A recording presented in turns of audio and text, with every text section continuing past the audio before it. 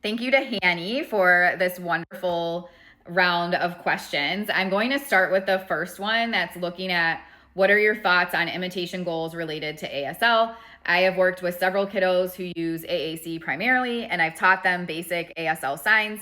In the event that their AAC device isn't working, I feel like it follows a total communication model. This is at least my intention, and I instruct my RBTs to teach in a functional setting, such as ASL while eating a snack, maybe with transitioning to the bathroom, etc. So let's dive in on that. There's a few different things that come up for me when thinking about this, and I do want to say it's hard to give like a final answer to it because it's really going to depend on these different things and a variety of different factors. So it's hard to say yes, do it, or no, don't. It depends on the child. The first big thing though that would apply, I would argue, across the board is getting into the social communication piece that I was talking about with imitation before. If your clients are using AAC devices, or there's other modes of communication, maybe you're using a total communication approach, and you're looking at trying to use imitation, modeling with the AAC device, modeling different signs. What often doesn't happen is any sort of assessment of communicative intent, valuing communication partners, having a strong connection to people and the environment.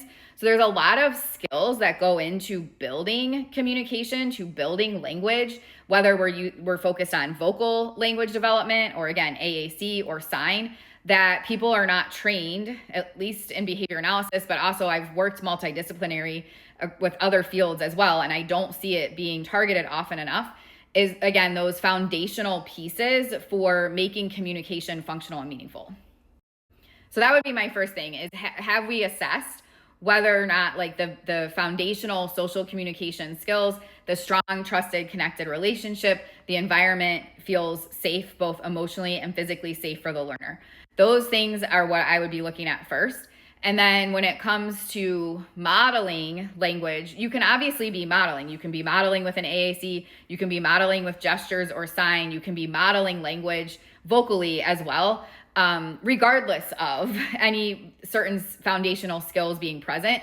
But that needs to be done with the understanding of we're doing this from an exposure focus. Like, we want to make sure the language opportunities are available, but we're not expecting a certain response. We're not putting extra pressure on this person to perform and have some sort of communication that they're engaging in. If we're trying to jump too quickly and pushing certain modes and communicative interactions, there's a lot of different things that could happen. One, it could make it aversive. It can also create non-functional communication because we haven't put in the time and the effort to really develop that communicative intent and in valuing communication partners. So when the person is communicating, they're not necessarily seeking someone out to communicate with, because that part has been missed. We've just looked at, did they make the sign? Did they push the button? Did they say the word? But all of the qualitative aspects of a full communicative experience have not been assessed or addressed. Clearly, I could talk about this one for a long time.